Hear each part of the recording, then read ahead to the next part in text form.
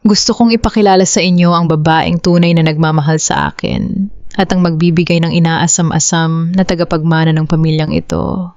Si Clarissa.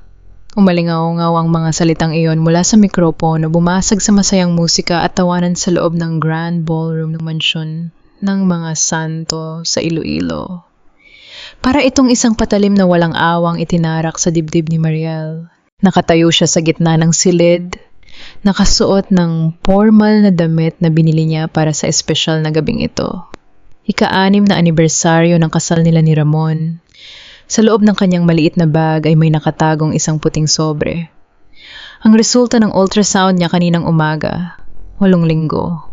Pagkatapos ng 6 na taong pag-iyak ng palihim ng paglunok sa bawat pasaring ng kanyang biyenan, na isa siyang baog at walang silbi sa wakas, ay nagbunga rin ang kanyang sinapupunan. Isang buhay na sana ay sasalba sa lumalamig nilang pagsasama. Pero ngayon unti-unting nayupi ang sobre sa loob ng bag habang nanginginig ang mga kamay ni Mariel.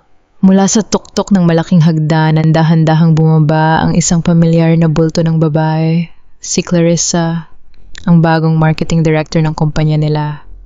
Ang babaeng madalas ay nagpapadala pa ng pagkain para sa kanilang mag-asawa. Nakangiti si Clarissa, kumikinang ang mga mata, at dahan-dahang hinawakan ni Ramon ang kamay nito sa harap ng lahat ng mga bisita. Tila tumigil ang pag-ikot ng mundo ni Mariel. Ang mga matang kanina ay nakatingin sa kanya ng may paggalang bilang asawa ng CEO ay napalitan ngayon ng bulong-bulungan awa at pangungutya. Naramdaman ni Mariel ang init ng hiya na gumagapang sa kanyang mukha hanggang sa kanyang leeg. Wala siyang marinig, kundi ang mabilis na tibok ng sarili niyang puso. Dahan-dahan siyang humakbang palapit sa asawa. Ramon? Basag ang boses niya, ngunit sapat para marinig ng mga nasa malapit. Ano ito? Anong ibig sabihin nito? Anibersaryo natin ngayon? Tiningnan lamang siya ni Ramon. Walang pagmamahal sa mga mata nito. Walang pamilyar na init na minsan ay nangako sa harap ng altar na poprotektahan siya anuman ang mangyari. Isang malamig at blangkong tingin ang isinukli ng lalaki sa kanya. Bago pa man makasagot si Ramon, narinig ni Mariel ang mabigat na yabag ng takong ng kanyang biyenan. Lumapit si Doña Carmen sa gitna, may hawak na isang makapal na brown envelope. Ang mukha ng matanda ay may nakatagong ngiti ng tagumpay sa likod ng huwad nitong galit. Huwag ka nang magpanggap na inosente, Mariel. Sigaw ni Doña Carmen na umalingaw-ngaw sa buong bulwagan.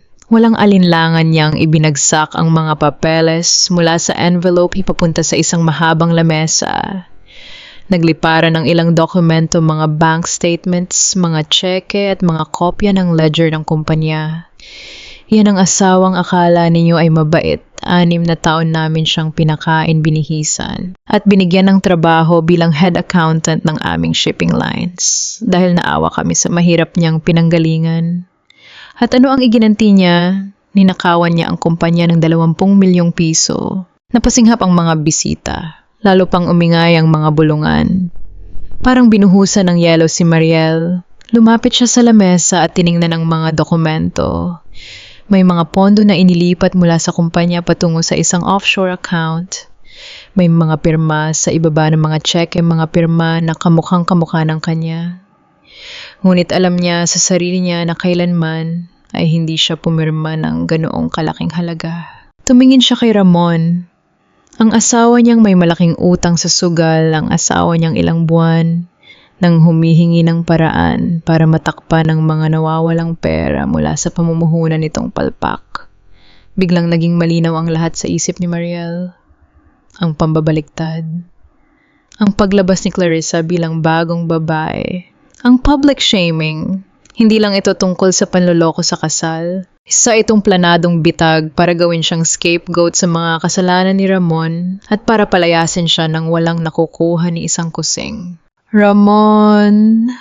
Nanginginig ang boses ni Mariel, hindi dahil sa iyak, kundi dahil sa matinding galit na nagsisimulang mamuo sa kanyang dibdib. Alam mong hindi totoo ito. Ikaw ang nag-utos na ilipat ang pondo sa kumpanyang iyon noong nakaraang buwan. Sabi mo gagamitin sa expansion. Huwag mo akong idamay sa mga kalokohan mo, Mariel. Mabilis at matalim na pulol ni Ramon. Umiwas ito ng tingin at lumapit kay Clarissa upang yakapin ang baywang ng babae. May ebidensya ang mama. Nalaman namin ang totoo dahil mismong ang mga tao mo sa accounting ang nagpatunay na ikaw ang nag-aaproba ng mga peking transaksyon. Nilingon ni Mariel ang mga kasamahan niya sa trabaho na naroon din sa party. Lahat sila ay nakayuko, walang sino man ang naglakas loob na tumingin sa kanya. Nabili na ang kanilang katahimikan. Sinira mo na ang tiwala ng pamilyang ito. Malamig na dugtong ni Doña Carmen. Kaya ngayong gabi rin, gusto kong lumayas ka sa pamamahay ko. Nagpadala na ako ng tauhan para ilabas ang mga gamit mo sa kwarto. At magpasalamat ka dahil imbes na ipakulong kita agad ngayon, binibigyan pa kita ng pagkakataong umalis ng buhay. Hinawakan ni Mariel ang kanyang tiyan. Ang sakit na naramdaman niya ay hindi na maipaliwanag. 6 na taon niyang ibinigay ang lahat. Pinag-aralan niya ang pasikot-sikot ng negosyo nila para lang mapabuti ang kumpanya. Inako niya ang mga pagkukulang ni Ramon. Tinanggap niya ang lahat ng pang-aalipusta ni Doña Carmen. Iniisip na iyon ang tamang gawin dahil sa utang na loob at dahil pamilya sila. Isang pamilya na handa siyang itapon na parang basura sa harap ng buong Iloilo. Lalapit sana si Mariel kay Ramon, baka sakaling may natitira pang konsensya sa asawa nang biglang hawakan ng 2 gwardya ng mansyon. Ang magkabilang braso niya, mahigpit at walang paggalang. Bitawan ninyo ako, mariing utos ni Mariel. Pilit siyang nagpumiglas, ngunit sadyang mas malakas ang mga lalaki. Ilabas na ninyo ang babaeng iyan, nakakasira ng gabi. Utos ni Doña Carmen habang inaayos ang kanyang perlas na kwintas bago hinarap ang mga bisita ng may peking ngiti. Ipagpaumanhin ninyo ang eksenang ito. Let us continue celebrating the upcoming heir of the Santos family. Kinaladkad si Mariel palabas ng grand ballroom. Ang huli niyang nakita bago sumara ang malalaking pintuan ay ang matamis ng ngiti ni Clarissa at si Ramon na hindi man lang lumingon sa kanya. Nang maitulak siya palabas ng gate ng mansyon, bumagsak si Mariel sa malamig na semento. Ibinato ng mga gwardya ang 2 lumang maleta sa tabi niya. Madilim ang gabi at nagsisimulang pumatak ang ambon. Wala siyang kotse, walang pera sa bulsa, kundi ang pamasahe at halos sirang-sira na ang kanyang dangal. Unti-unting tumulo ang mga luha sa kanyang mga mata. Ngunit habang nakatingin sa naglalakihang pader ng mansyon na naging kulungan niya ng 6 na taon, dahan-dahang pinunasan ni Mariel ang kanyang pisngi. Ipinatong niya ang kanyang nanginginig na kamay sa kanyang sinapupunan. Hindi tayo mamamatay ng dahil lang sa kanila, anak. Bulong niya sa hangin. Ibinigay ko sa kanila ang lahat pero ngayon, sinisigurado kong babayaran nila ang bawat luha natin. Kinuha niya ang kanyang bag at kinapa ang loob. Nandoon pa rin ang ultrasound.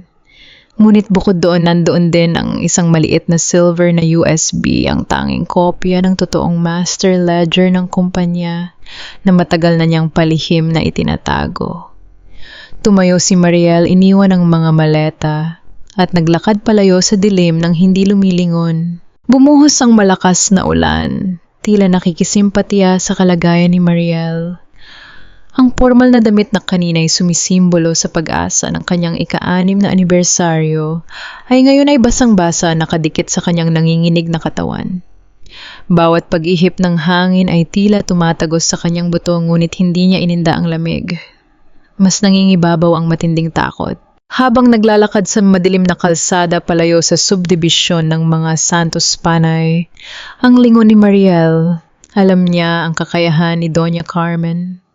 Hindi titigil ang matanda hanggat hindi nakikitang tuluyang nasisira ang buhay niya.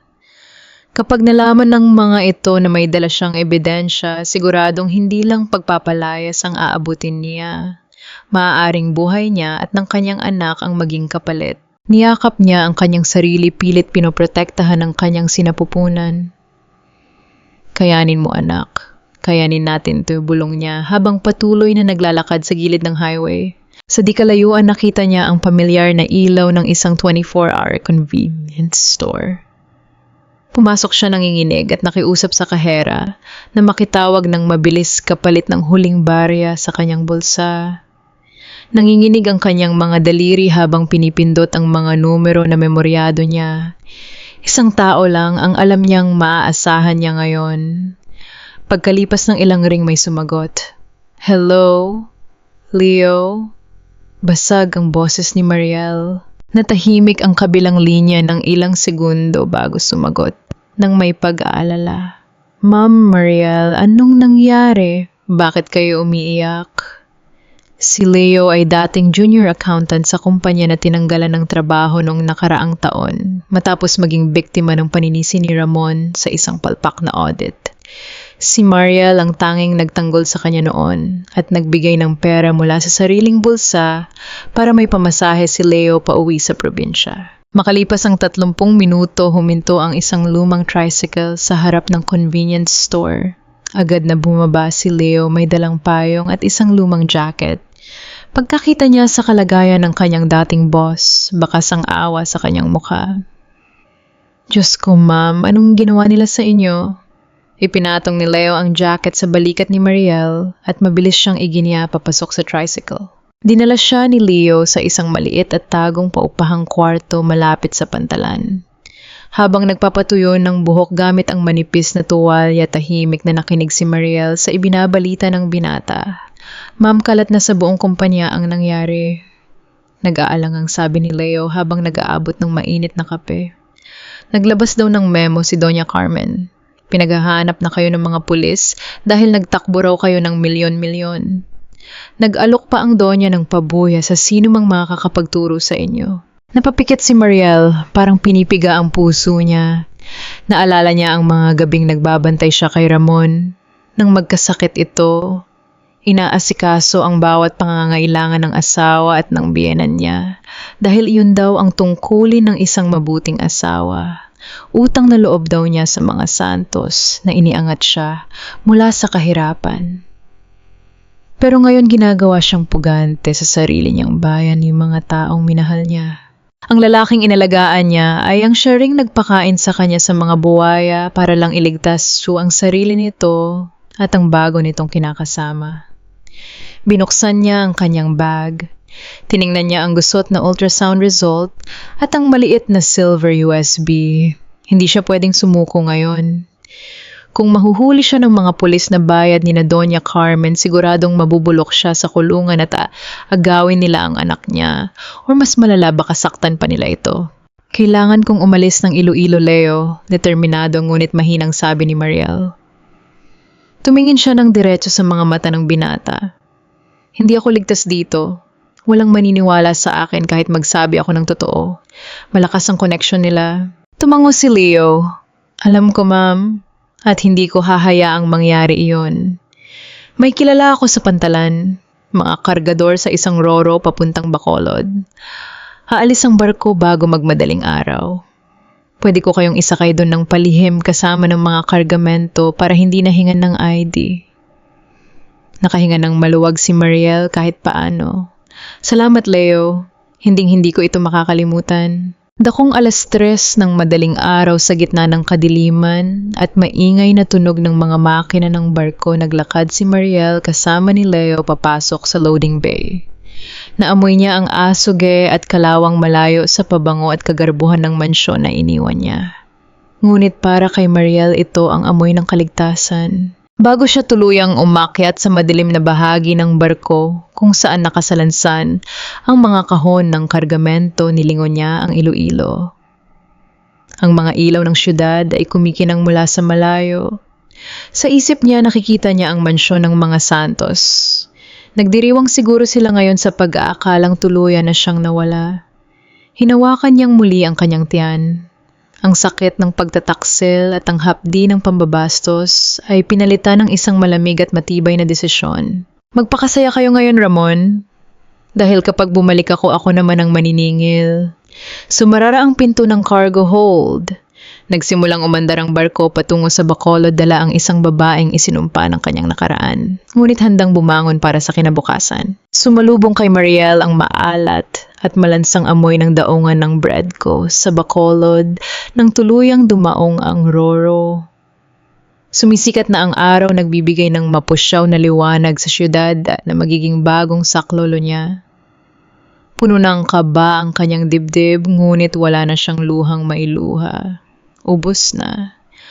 Ang tanging nararamdaman niya ngayon ay ang panginginig ng kanyang mga binti at ang kumakalam na sikmura na nagpapaalala sa buhay na dinadala niya. Gamit ang kaunting perang ibinigay ni Leo at ang naipon niyang barya mula sa sariling bulsa, nakahanap si Mariel ng isang maliit na inuupahang kwarto sa itaas ng isang lumang panaderya malapit sa palengke.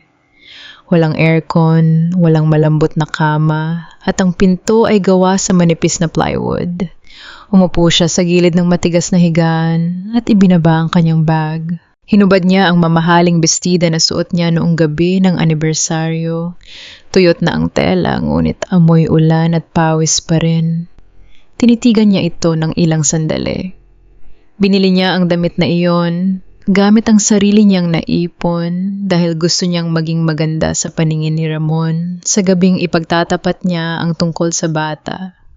Isang mapait na ngiti ang sumilay sa kanyang mga labi. Dahan-dahan niyang itinupi ang damit at ibinalot sa isang lumang plastic.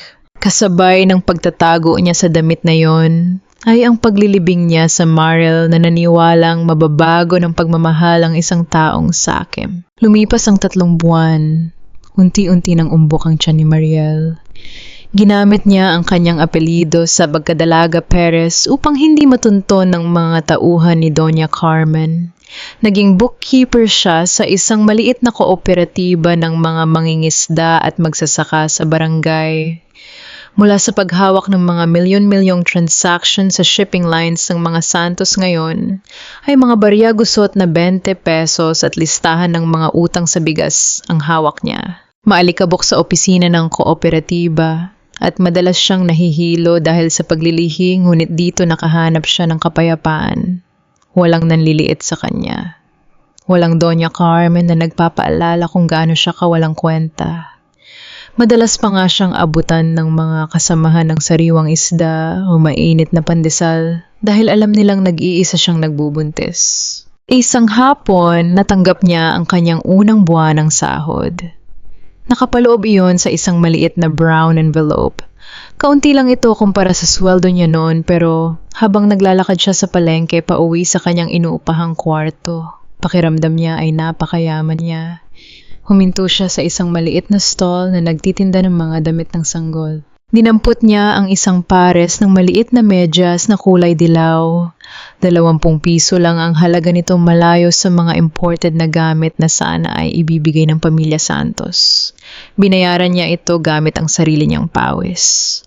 Nang hawakan niya ang malambot na tela, tumulo ang isang luha mula sa kanyang mata.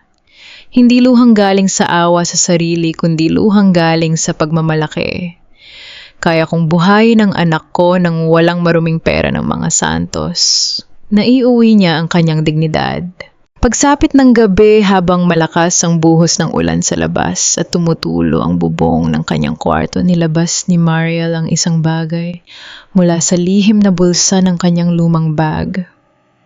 Ang maliit na silver USB. 6 na buwan bago ang insidente sa anibersaryo, napansin na ni Mariel ang mga kahina-hinalang galaw sa pondo ng kumpanya. Bilang head accountant na nagmamalasakit sa negosyo, palihim siyang nag-backup ng mga master ledger at mga bank statements dahil binalak niyang kausapin si Ramon tungkol dito bago pa malaman ni Doña Carmen. Hindi niya inakalang ang pag-iingat niyang ito ang gagamitin nila para idawit siya. Inilapag niya sa maliit na lamesa ang isang makapal at lumang laptop na hiniram niya sa manager ng kooperatiba. Sa idinahiilang, may kailangan siyang tapusing inventory form. Binuksan niya ito. Dinig na dinig ang ingay ng cooling fan ng laptop habang naghihintay siyang mag-boot ang lumang sistema. Huminga ng malalim si Mariel at ipinasok ang USB sa port ng laptop. Isa-isang lumabas ang mga folders na naglalaman ng mga sekreto ng pamilya Santos. Alam niya ang bawat password, alam niya ang bawat code na ginagamit sa mga dokumento. Iniklik niya ang folder na may pangalang Offshore Transfers, RS. R.S. Ramon Santos. Nagsimulang lumabas sa screen ang libu-libong linya ng data at mga bank routing numbers. Habang binabasa ng kanyang mga mata na sanay sa mga numero ang daloy ng pera, unti-unting nanlaki ang mga mata ni Mariel. May hinahanap siyang patunay ng pagnanakaw, pero ang bumulaga sa kanya ay mas malala pa kaysa sa inaasahan niya. Hindi lang ito simpleng pagnanakaw. Diyos ko, Ramon. Ano itong pinasok mo? Bulong niya sa sarili habang mariing nakatitig sa monitor. Tinitigan ni Mariel ang screen ng lumang laptop. Ang asul na liwanag nito ay nagbibigay ng anino sa kanyang mukha sa loob ng madilim at masikip na kwarto. Ang mga numero sa spreadsheet ay hindi lang basta datos para sa kanya. Isa itong wika na matagal na niyang pinag-aralan.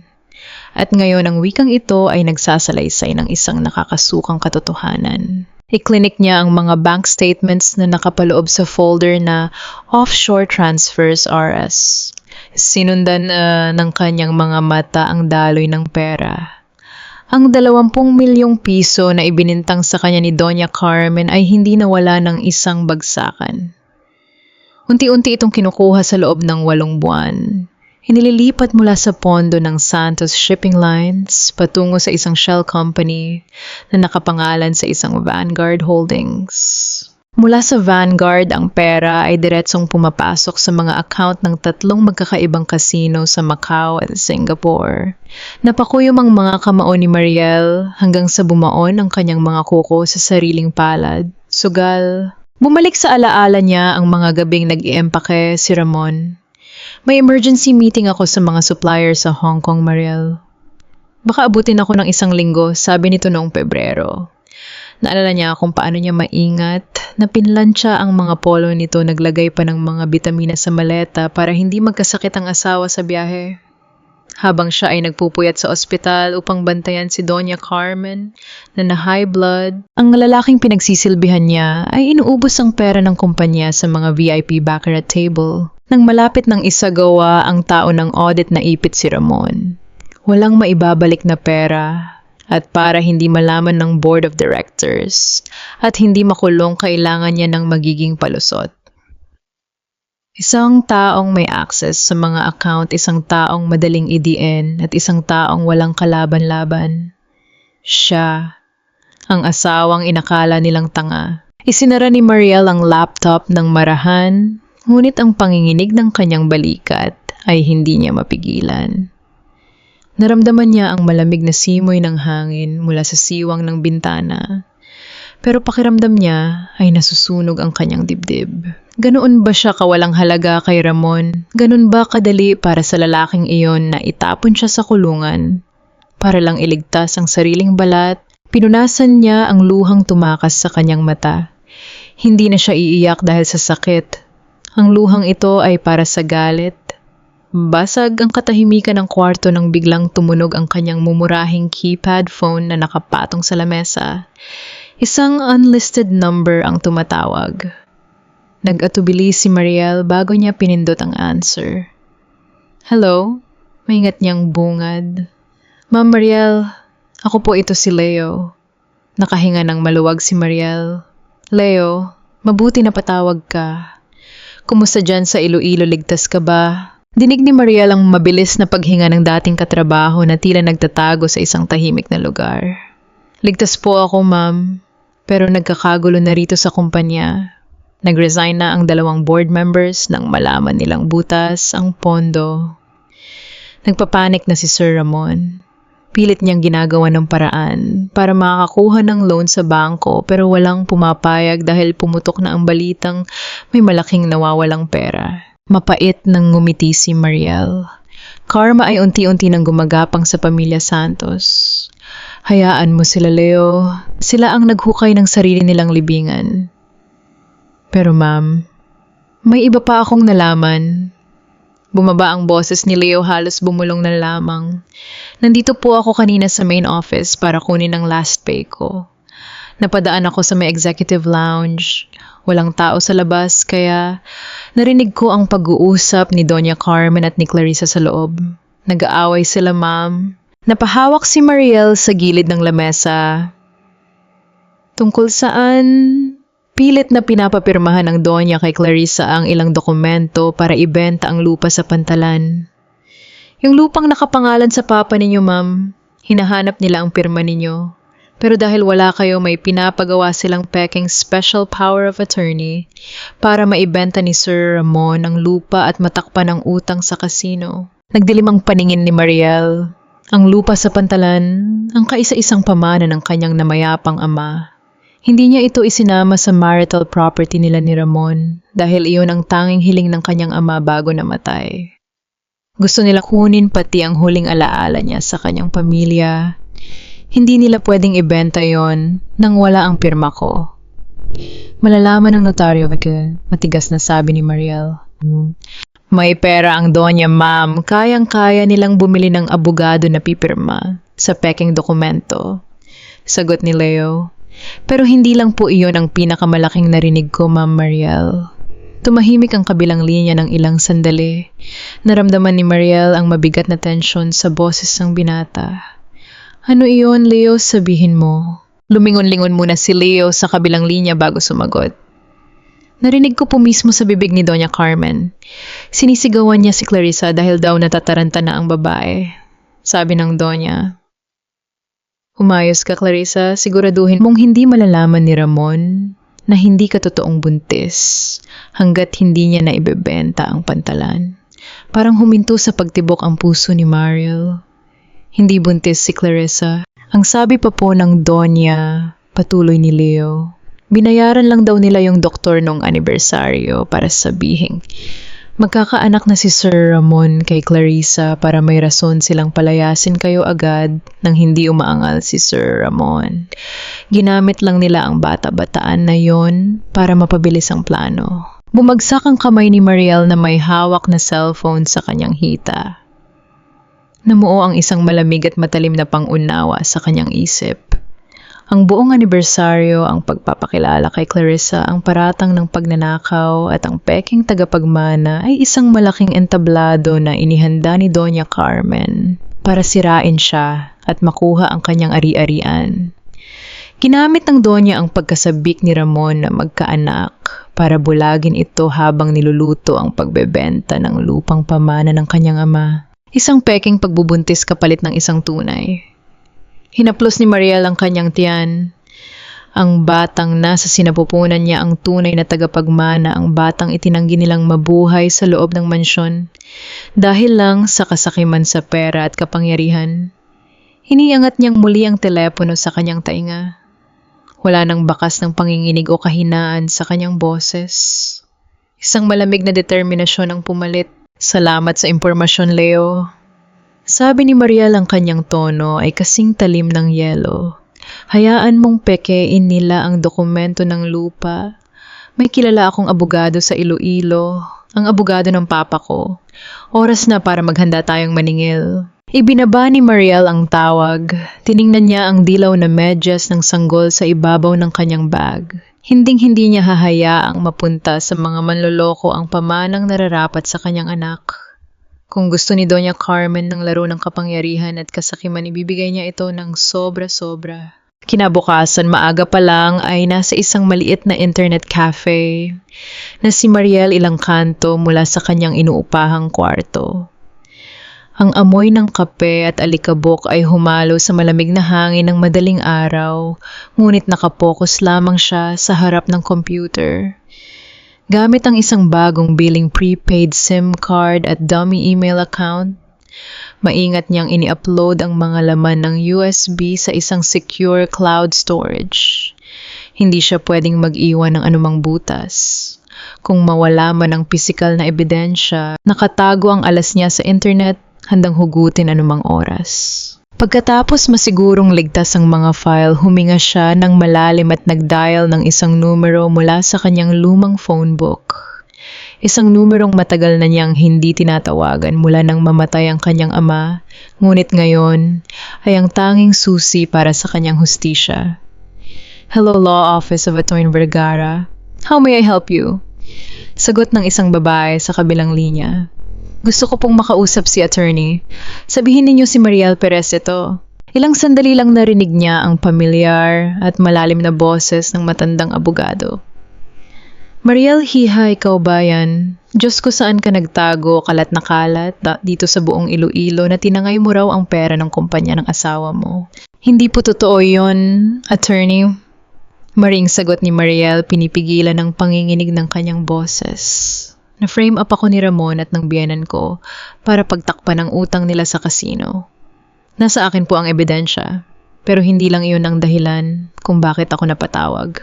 Kinuwento ni Mariel ang impormasyong nakuha niya kay Leo, ang peking pagbubuntis ni Clarissa at ang planong pagpeke sa kanyang pirma sa isang special power of attorney upang maibenta ng mga Santos ang lupang pamana ng kanyang ama sa Pantalan. Natahimik ang kabilang linya. Naramdaman ni Mariel ang bigat ng buntong hininga ng matandang abogado. Ang mga Santos. Sadyang hindi na sila natuto sa kasakiman nila. Seryosong sabi ni Atty. Vergara, may halong inis at pagkadisinmaya. Mariel Hiha, alam ba nila kung ano ang tunay na halaga ng lupang iyon sa Pantalan? Kumunot ang noo ni Mariel. Komersyal na lupa po iyon, attorney. Malaki ang halaga dahil sentro ito ng kalakalan at daungan ng mga barko. Hindi lang iyon simpleng lupa, Mariel, putol ng abogado. Ang tono nito ay may halong paggalang sa nakaraan.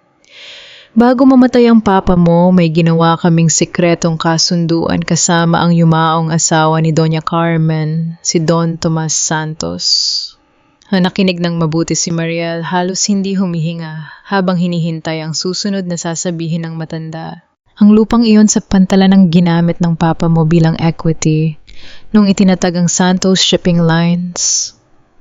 Sa papel kay Don Tomas, nakapangalan ng kumpanya bilang presidente pero ang lupa ay nanatiling pag-aari ng papa mo. May isang sagnay or clause sa original Articles of Incorporation na sadyang itinago namin sa kaalaman ni Doña Carmen at ni Ramon dahil alam ng papa mo ang ugali ng mag-ina. Napalunok si Mariel.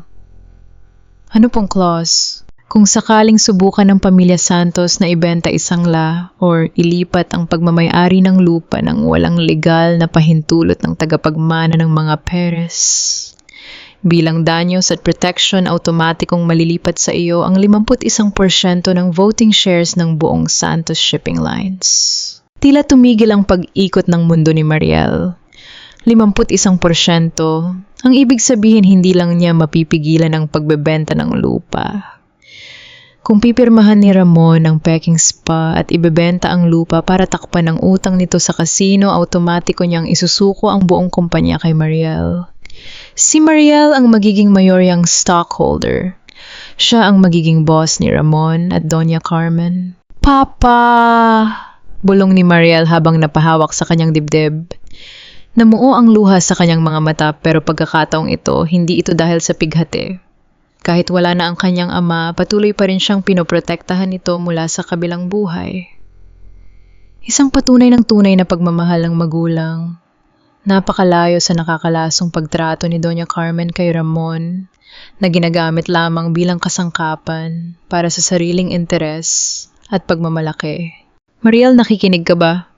Tawag ni Atty. Vergara, ibinabalik siya sa kasalukuyan. Kung itutuloy nila ang pagpeke ng pirma mo at idadaan sa notaryo ang pagbebenta, sila mismo ang magbabaon sa sarili nila. Yun ang mag-a-activate ng reversion clause. Hahayaan natin silang isipin na nagtagumpay sila. Pero kailangan kong maihanda ang lahat ng papeles bago idaos ang board meeting kung saan nila i-anunsyo ang bentahan. Tumingin si Mariel sa salamin ng internet cafe. Nakita niya ang sarili payat, suot ang isang simpleng t-shirt buhok na nakatali lamang ng goma. Pero may apoy sa kanyang mga mata na hindi kailanman nag-alab noon. Ibinaba niya ang kanyang paningin at hinaplos ang umbok sa kanyang tiyan. Ang anak niya ang magmamana ng lahat ng ito. Wala na siyang karapatang magtago at matakot. Ano ang kailangan kong gawin, attorney? Matatag na tanong ni Mariel. Wala nang bakas ng babaeng umiiyak sa harap ng mansyon. Kailangan mong bumalik sa Iloilo, Mariel. Seryosong sagot ng abogado. Papasok ka sa boardroom nila hindi bilang puganting asawa, kundi bilang bagong may-ari ng kumpanya. Kinabukasan sa loob ng maliit at tumutulong kwarto sa Bacolod, nagsimulang mag-empake si Mariel ng kanyang kakaunting gamit. Inilagay niya sa bag ang maliit na dilaw na medyas ng sanggol at ang kopya ng kanyang ultrasound. Huli niyang dinampot ang isang lumang litrato ng kanyang ama. Hindi ko hahayaang sirain nila ang ipinundar mo pa bulong niya sa larawan. Babalik ako at kukunin ko ang lahat ng ninakaw nila sa atin. Isinara niya ang zipper ng kanyang bag.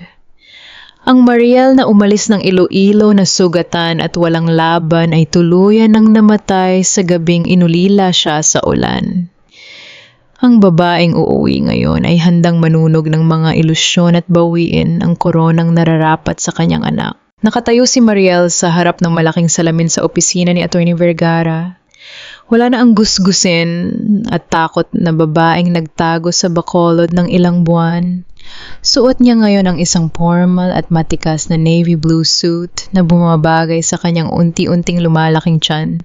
Ipinares sa isang komportableng itim na sapatos. Ang kanyang buhok ay maayos na nakapusod. Naglalantad sa kanyang maaliwalas ngunit seryosong mukha. Wala siyang suot na mamahaling alahas tulad ni Doña Carmen, pero ang kanyang presensya ay nag-uumapaw sa autoridad at dignidad. Handa ka na ba, Mariel? Tanong ni Atty. Vergara habang isinisilid ang mga makakapal na folder sa kanyang briefcase. Ang balita ko ngayon ang araw ng pirmahan nila para sa pagbenta ng lupa sa Pantalan.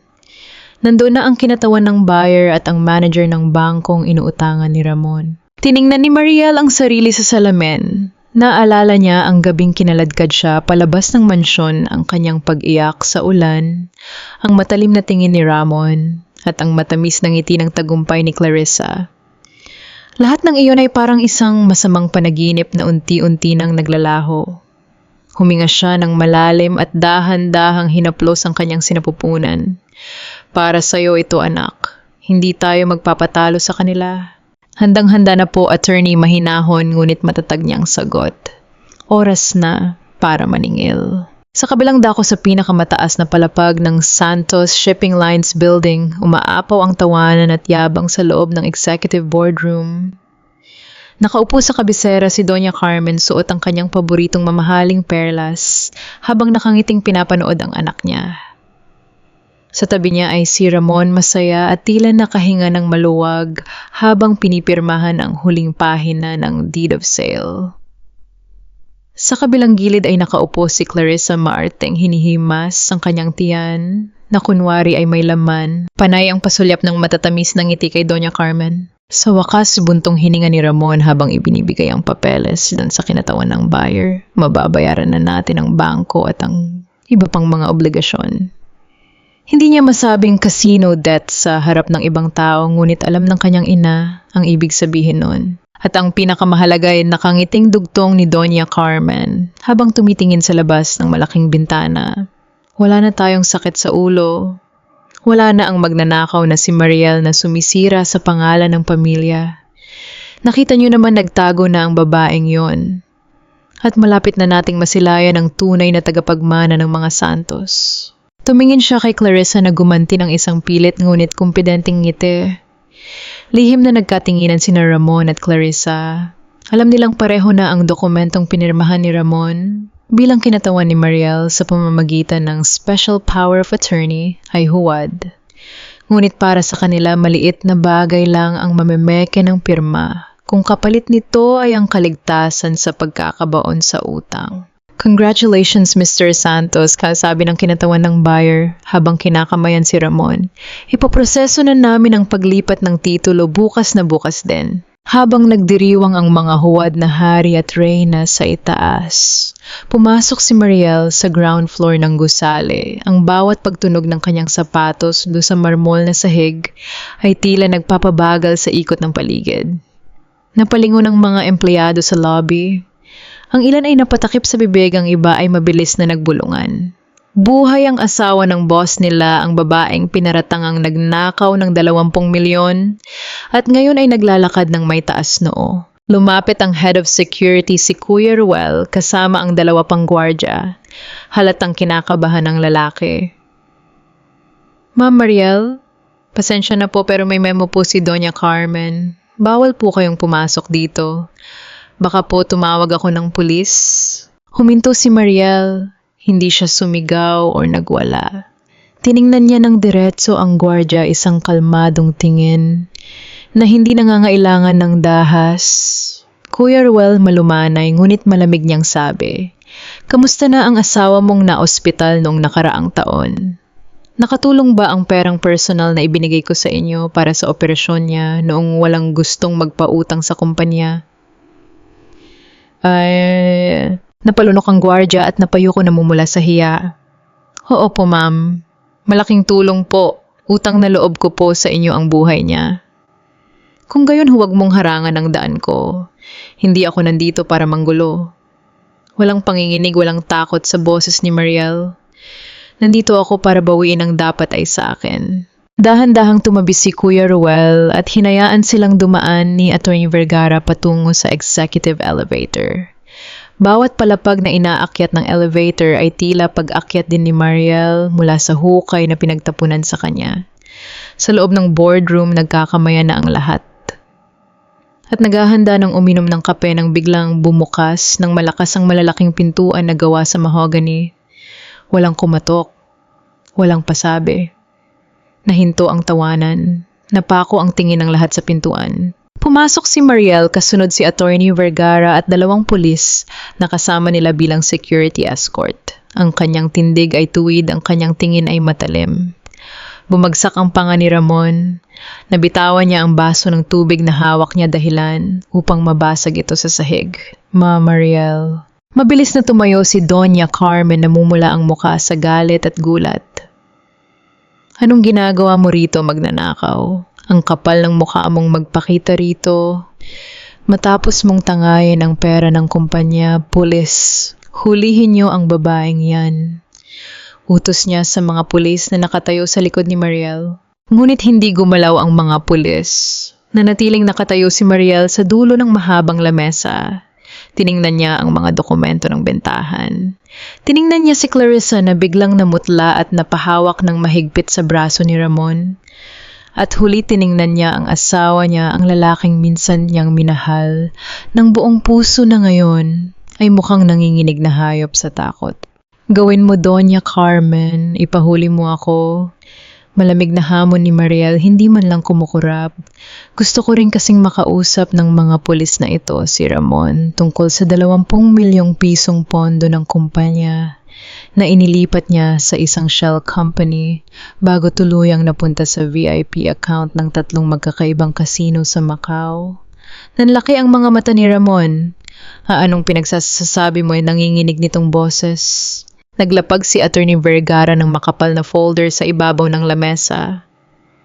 Lahat ng paper trail bank statements at IP logs na nagpapatunay na si Mr. Ramon Santos mismo ang naglabas ng pondo at hindi si Mariel ay nasa kamay na namin. Nakahanda na rin itong isumite sa NBI at sa buong board of directors. Kalmadong paliwanag ng abogado. Napaatras si Doña Carmen. Kasinungalingan yan. Gawa-gawa mo lang yan para pagtakpan ng kasalanan mo, Mariel." Hindi pinansin ni Mariel ang pagtili ng matanda. Lumapit siya ng bahagya sa kinatawan ng buyer, nakasalukuyang nakatulala at hindi alam ang gagawin. At tungkol naman sa bentahan ng lupa sa pantalan na kapipirma niyo lang, patuloy ni Mariel ang boses ay may malamig na diin. Ang special power of attorney na ginamit ni Ramon para ibenta ang lupang iyon ay peke. Hindi ko kailanman ibinenta o pinayagang ibenta ang lupang pamana ng papa ko. Wala kang mapapatunayan. Sigaw ni Clarissa na sa sobrang kaba ay napalakas ang boses, nakalimutang hawakan ng kanyang tiyan.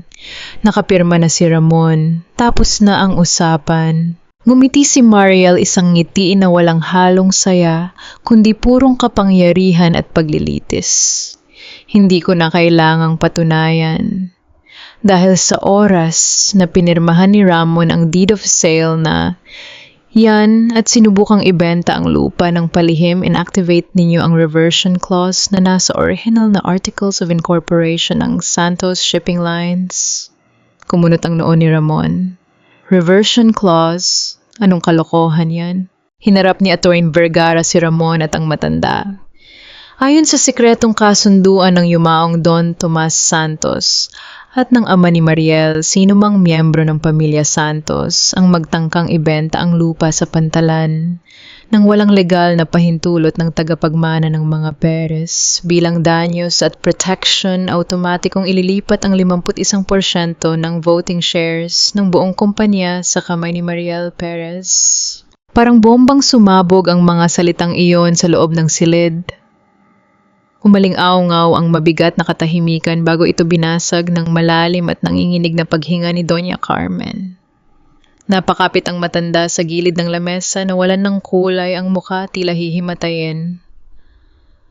Hindi totoo yan. Walang sinabi ang asawa ko sa ganyang kondisyon. Utal-utal at basag na sabi ng Donya. Nasa SEC ang orihinal na dokumento, Doña Carmen. Pwede niyo pong ipasuri sa mga abogado ninyo yan. Matigas na sagot ni Atty. Vergara. Tiningnan ni Mariel si Ramon ng diretso sa mga mata. Wala na ang asawang handang magtiis, wala na ang babaeng uhaw sa pagmamahal ng isang pamilya. Kaya huwag mo akong paalisin sa building na ito, Ramon. Mariing sabi ni Mariel, ang bawat salita ay may bigat ng hustisya na bumabaon sa dibdib ng lalaki. Dahil simula sa araw na ito, hindi na ako ang asawang tinapon ninyo sa labas ng bahay. Ako na ang mayoryang nagmamay-ari ng Santos Shipping Lines. Ako na ang boss ninyo. Bumagsak ang katawan ni Ramon sa kanyang silya, nanginginig ang mga kamay. Naramdaman niyang gumuho ang buong mundo niya at ang kayabangan niya sa isang iglap. Sa harap niya nakatayo si Mariel, hindi na biktima kundi ang babaeng hahawak sa kinabukasan ng pamilya Santos. Ang katahimikan sa loob ng boardroom ay kasing bigat ng tingga. Walang sino man ang kumilos sa unang ilang segundo matapos ibagsak ni Mariel at Atty. Vergara ang pasabog na sumira sa buong plano ng mga Santos. Unang nakabawi ang kinatawan ng buyer. Mabilis nitong kinuha ang tseke na inihanda sana para sa paunang bayad at isinilid pabalik sa kanyang briefcase. Mr. Santos, Doña Carmen, malinaw na may problema kayo sa titulo at sa mismong kumpanya. Wala kaming balak masangkot sa anumang kasong sibil o kriminal. Malamig na sabi ng kinatawan bago humarap kay Mariel at tumango ng may paggalang. We are officially pulling out of this deal. Good day. Teka sandali lang, pwede nating pag-usapan ito. Nagpapanik na sigaw ni Ramon. Pilit na hinahabol ang kinatawan palabas ng pinto ngunit hindi na siya nilingon nito. Nang sumara ang pinto, tila gumuho ang huling haligi ng pag-asa ni Ramon.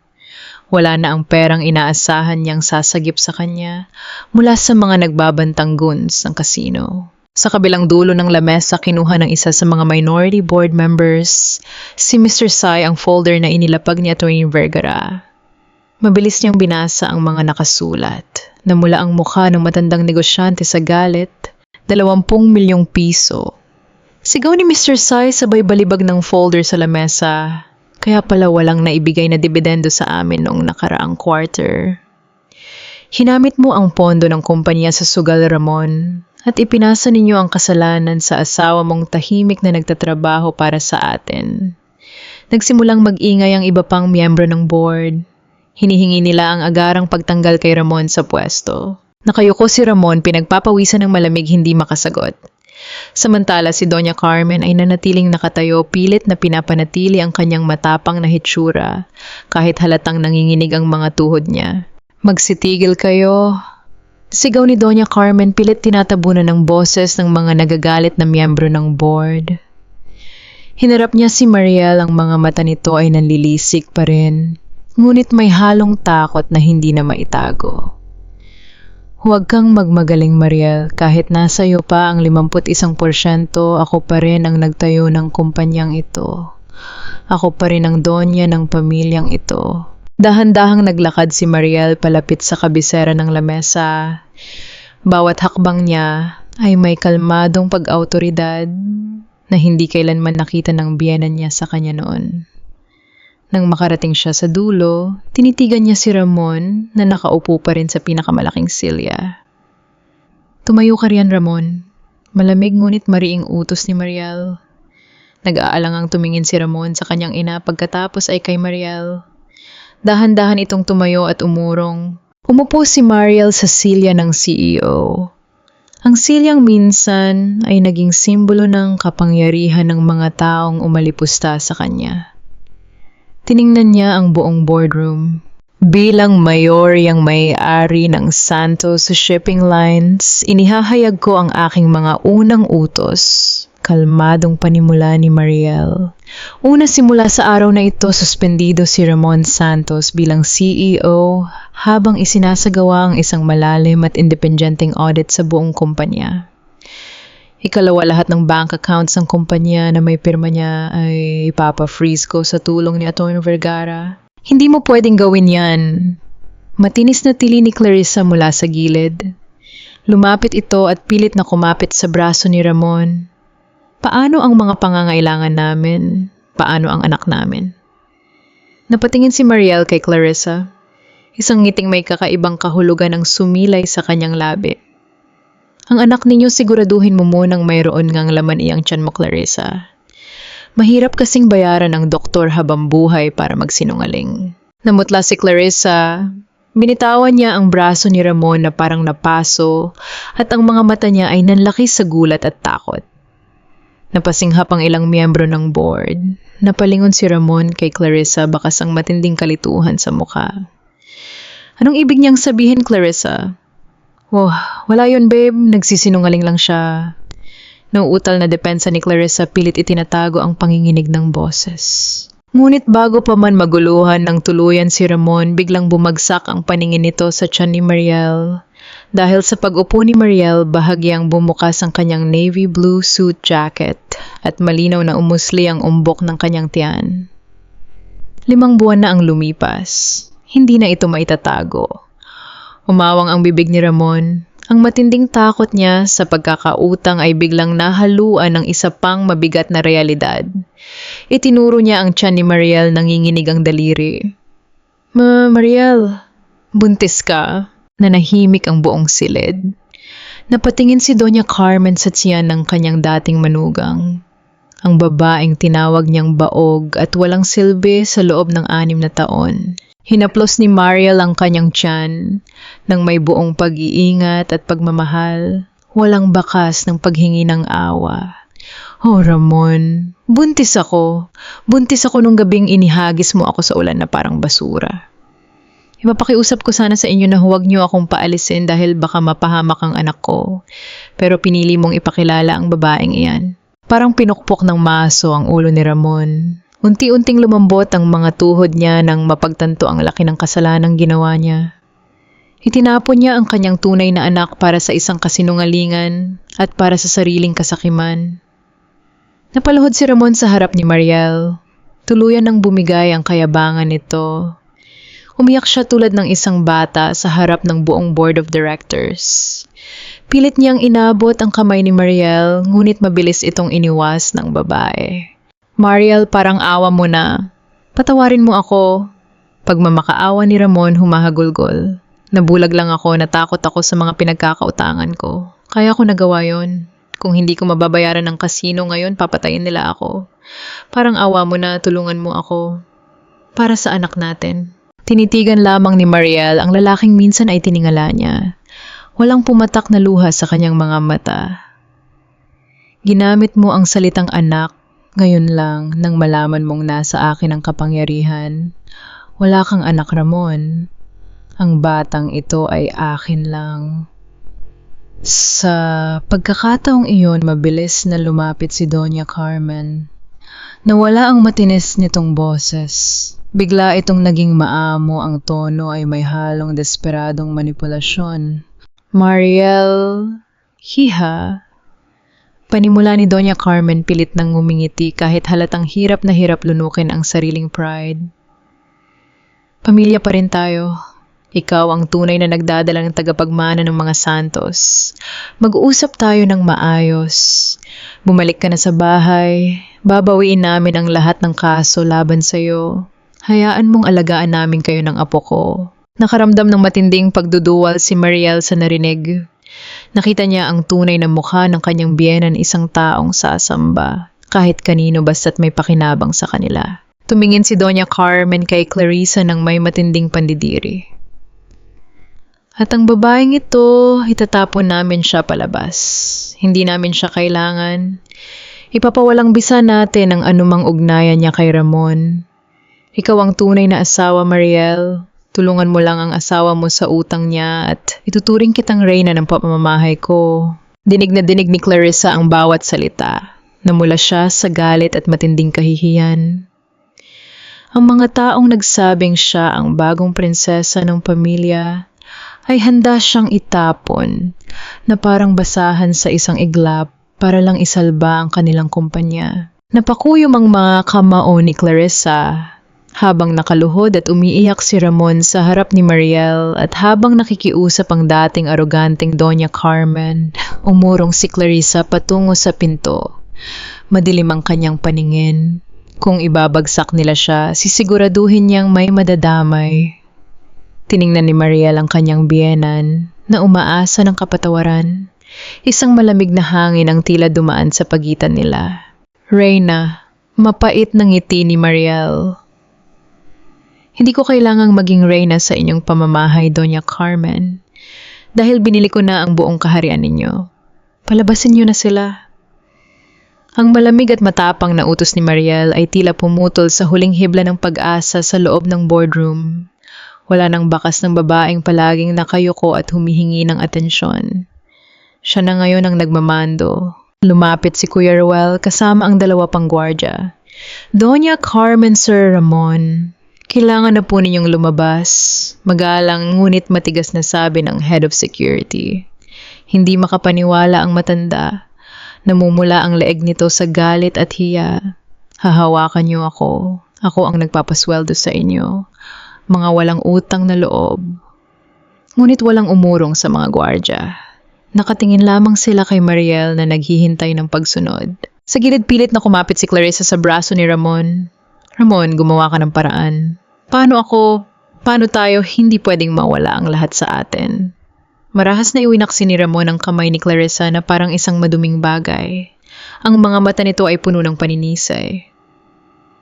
Lumayo ka sa akin. Kasalanan mo lahat ng ito.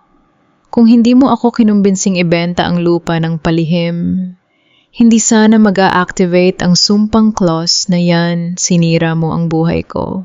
Napatanga si Clarissa. Ang maskara ng isang maamong manugang ay tuluyang nahulog at lumabas ang tunay nitong kulay. Ako pa ang sinisisi mo ngayon. Tumaas ang boses ng babae nag-e-echo sa buong silid. Ikaw ang may bilyon-bilyong utang sa casino, Ramon. Ikaw ang naglustay ng pera ng kumpanya at ginamit mo lang akong alibi. Wala kang kwentang lalaki. Pak! Isang malakas na sampal ang dumapo sa pisngi ni Clarissa. Nanggigigil si Doña Carmen, nakataas ang kamay. Huwag mong sigawan ang anak ko, babaeng bayaran. Ginamit mo lang din ang sitwasyon para makapasok sa pamilya namin. Magsama kayo sa labas. Tahimik na pinanood ni Mariel ang eksena. Dati iniyakan niya ang pamilyang ito. Ginugol niya ang 6 na taon ng kanyang buhay, inako ang mga pagkukulang ni Ramon at tinanggap ang bawat pang-aalipusta ng kanyang biyenan. Dahil naniniwala siyang balang araw ay matututunan din siyang mahalin ng mga ito. Ngunit ngayon, habang pinapanood silang magsakitan at maglaglagan para lang iligtas ang kanilang mga sarili, isang mabigat na katotohanan ang bumalot sa kanya. Wala silang katapatan kahit kanino. Hindi siya kailanman naging bahagi ng pamilya dahil sa simula pa lang, wala namang pamilyang buo sa mansyong iyon. Pera lang ang nagbibigkis sa kanila. Kinaladkad ng mga gwardya palabas ang 3 habang patuloy silang nagsisigawan. Sumara ang malalaking pintuan at sa wakas bumalot ang kapayapaan sa loob ng silid. Umupo si Mariel at huminga ng malalim. Tumingin siya sa malaking bintana na nagpapakita ng buong syudad ng Iloilo. Sa sandaling iyon, naramdaman niya ang isang maliit, ngunit malinaw na pitik sa loob ng kanyang tiyan. Ang unang sipa ng kanyang anak. Napangiti si Mariel, isang ngiting totoo at puno ng pagmamahal. Hinaplos niya ang kanyang sinapupunan. Ligtas na tayo, anak. Ipinapangako ko walang sino man ang sasakit sa iyo. Mariel, malumanay na pag-abala ni Attorney Vergara, ibinabalik ang mga dokumento sa kanyang briefcase. Nakuha na natin ang kumpanya, ngunit hindi pa tayo tapos. Para siguraduhing makukulong si Ramon sa estafa at si Clarissa sa falsification of public documents, kailangan nating masecure ang mga pisikal na ebidensya. Ang mga original na ledger na may pirma ni Clarissa at ang hard copy ng Peking Spa. Tumango si Mariel. Alam ko kung nasaan ang mga yun, attorney. Inilipat nila ang lahat ng lumang files sa main archive room sa basement nang subukan nilang linisin ang opisina ko noon. Kinuha ni Mariel ang kanyang telepono at tinawagan si Leo. Ilang minuto lang ang lumipas, nakarating na ang binata sa opisina suot ang kanyang lumang formal na polo. Leo, simula ngayon ikaw na ang executive assistant ko, nabungad ni Mariel. Kailangan nating bumaba sa archive room para kunin ang mga kahon ng transaksyon ni Ramon mula Enero hanggang Agosto. Ngunit bago pa sila makalabas ng opisina, tumunog ang intercom sa ibabaw ng lamesa. Ang boses ni Kuya Ruel ay puno ng kaba at pagmamadali. Ma'am Mariel, pasensya na po sa abala pero may malaking problema po. Kumunot ang noo ni Mariel. Anong nangyari, Kuya Ruel? Si Doña Carmen po ay umalis na kanina. Pero si Sir Ramon at Clarissa nagpang-abot po ulit sa parking lot. Iniwan po ni Sir Ramon yung babae at nagmaneho paalis. Ang problema po, nawawala si Clarissa, hindi namin siya nakitang lumabas ng gate. Biglang nakaramdam ng kaba si Mariel, isang hayop na na-corner ang pinakadelikado. Nawala kay Clarissa ang kanyang posisyon, ang lalaking sumusuporta sa kanya, at ang ilusyon ng kanyang peking pagbubuntis. At kapag nakuha ni Mariel ang mga pisikal na ebidensya, siguradong sa malamig na rehas ang bagsak ng babaeng iyon. Ano po ang gagawin natin, ma'am? Tanong ni Leo. Bago pa makasagot si Mariel, pumasok ang isa sa mga gwardya na humihingal, hawak ang isang walkie-talkie. Ma'am, nakita po namin sa CCTV nakalusot si Clarissa sa back service elevator papuntang basement. At may bitbit po siyang isang malaking galon ng thinner na kinuha niya sa maintenance room. Nanlaki ang mga mata ni Mariel, ang basement, ang archive room. Hindi na nag-iisip ng matino si Clarissa dahil alam nitong wala na siyang kawala sa batas. Napagpasyahan nitong sunugin ang kaisa-isang lugar na nagtatago sa katibayan ng kanyang mga krimen. Gusto niyang sunugin ang mga ebidensya. Mabilis na sabi ni Mariel, ang boses ay may halong alarma. Leo, tawagan mo ang bumbero. Kuya Ruel, i-lockdown niyo ang basement. Bumalik siya. Paanong bumalik si Ramon? Mabilis na tanong ni Mariel habang naglalakad sila patungo sa service elevator. Nakahawak ang isang kamay niya sa kanyang tiyan, pilit na pinapakalma ang sarili sa kabila ng patuloy na pagtaas ng tensyon. Hawak ni Kuya Ruel ang kanyang walkie-talkie habang nakikinig sa ulat ng gwardiya sa gate. Ma'am, bago raw po tuluyang makalabas ang kotse ni Sir Ramon, bigla itong huminto. Nakita raw nilang chinek ni Sir Ramon ang cellphone niya tapos biglang nag-U-turn at nagtatakbo papasok sa fire exit ng basement. Malamang po ay tinext siya ng babae. Napakuyom ang mga kamao ni Mariel. Ginamit ni Clarissa ang kahinaan ni Ramon, pera. Alam niyang desperado si Ramon na makahanap ng pambayad sa kasino. Bumukas ang pinto ng elevator at mabilis silang pumasok. Habang bumababa sila patungo sa basement, bumalot ang nakakabinging katahimikan sa loob ng elevator.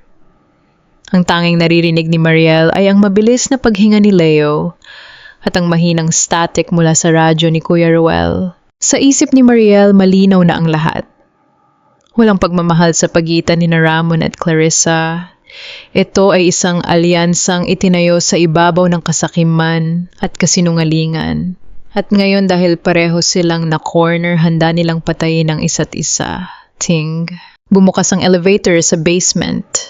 Sinalubong agad sila ng mabigat na kakahilo at matapang na amoy ng thinner. Halos mapatakip ng ilong si Leo. Malamlam ang ilaw sa pasilyo, kumukurap-kurap ang ilang fluorescent tubes na matagal nang hindi napapalitan. Sa dulo ng mahabang konkretong hallway, nakita nila ang mabigat na bakal na pinto ng archive room. Bahagya itong nakabukas. Huminto si Mariel Senyas sa mga kasama niya na huwag munang lumapit.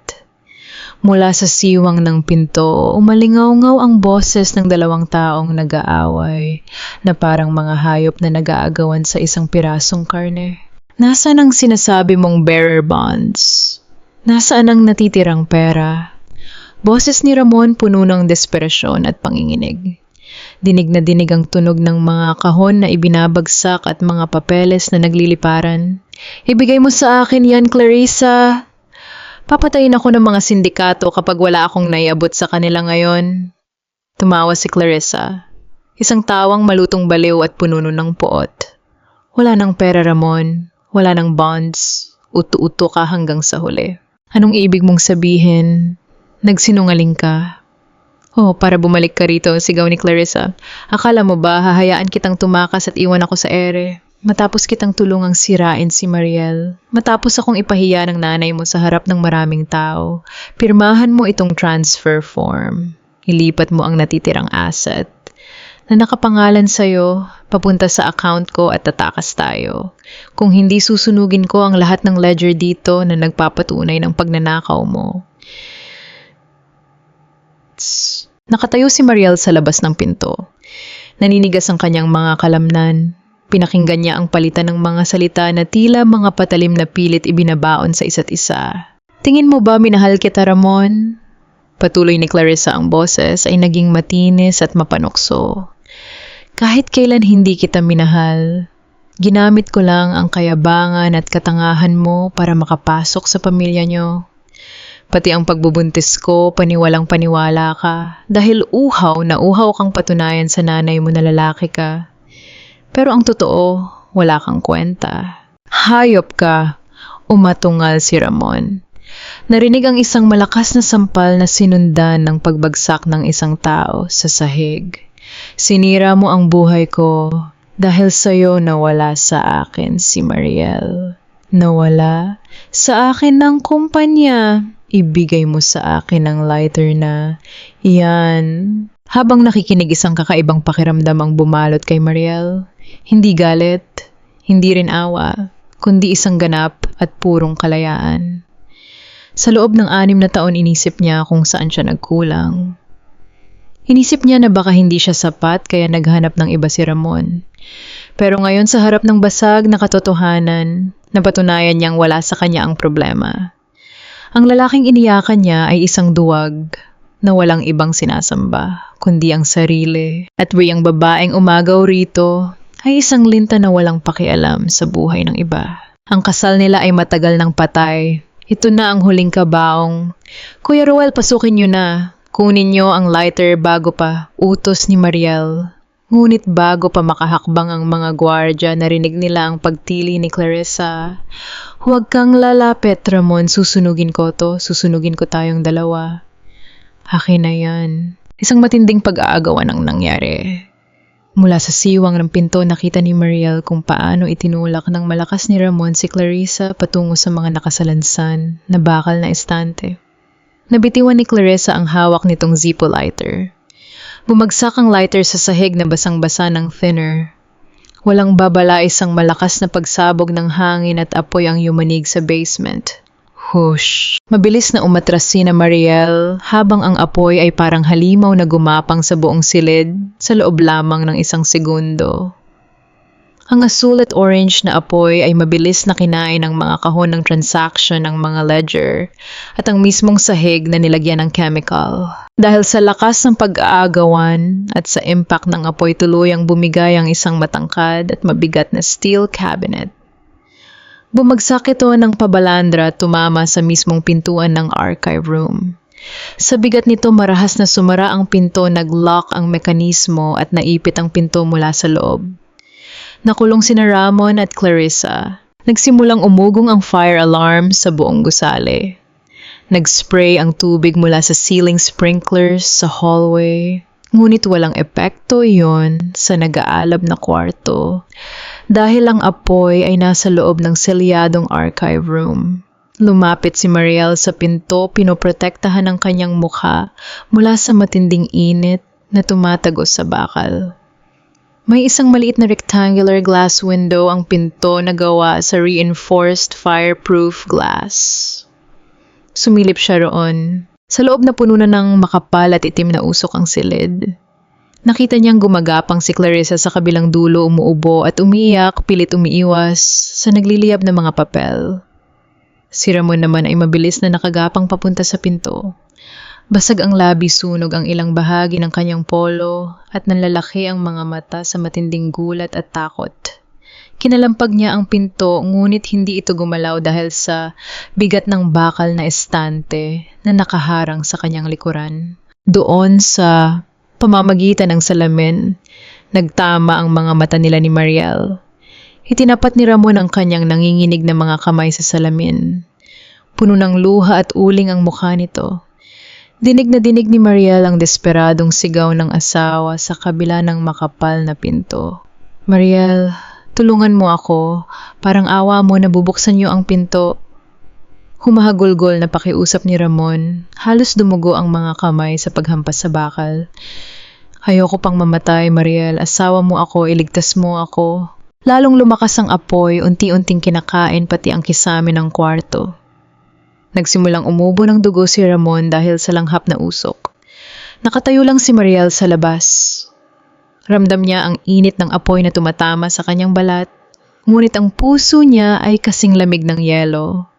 Nakatingin siya sa lalaking sumira sa kanya, ang lalaking nagtapon sa kanya sa ulan, at nag-alis ng karapatan sa anak nila na magkaroon ng pamilya. Ma'am, sigaw ni Leo habang hawak ang isang fire extinguisher. Pilit na hinihila si Mariel palayo. Sobrang init na po. Hindi natin mabubuksan ang pinto dahil may nakaharang sa loob. Baka sumabog ang buong kwarto. Tiningnan ni Mariel ang fire extinguisher. Tiningnan niya si Ramon na unti-unti nang nawawalan ng lakas na paluhod sa harap ng pinto at nakatingala sa kanya ng may labis na pagsisisi.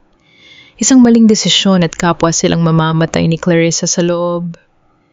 Isang tamang desisyon at tuluyan nang maglalaho ang huling ebidensya at ang asawang nagtaksil sa kanya. Humigpit ang hawak ni Mariel sa kanyang tiyan habang ang apoy ay patuloy na nagngangalit. Tila naging isang malaking pugon ang basement ng Santos Shipping Lines. Ang pagngangalit ng apoy ay parang halimaw na lumalamon sa bawat pahina ng kasaysayan ng kumpanya. Sa kabila ng makapal at reinforced na salamin ng pinto, patuloy ang pagmamakaawa ni Ramon. Ang mukha nito ay puno ng uling luha at dugong tumutulo mula sa hiwa sa kanyang noo dulot ng pag-aagawan nila ni Clarissa kanina.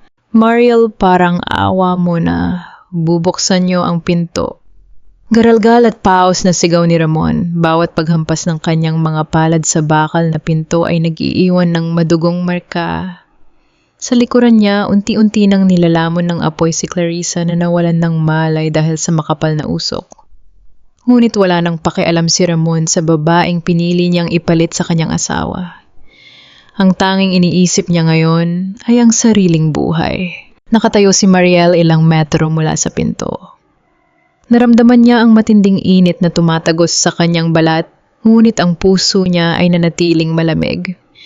Tiningnan niya ang lalaking ito, ang lalaking minsan ay pinangakuan siya sa harap ng altar, ang lalaking ipinagtanggol niya sa bawat panlalait ni Doña Carmen, ang lalaking nagpakain sa kanya sa mga buwaya noong mismong gabi ng kanilang anibersaryo.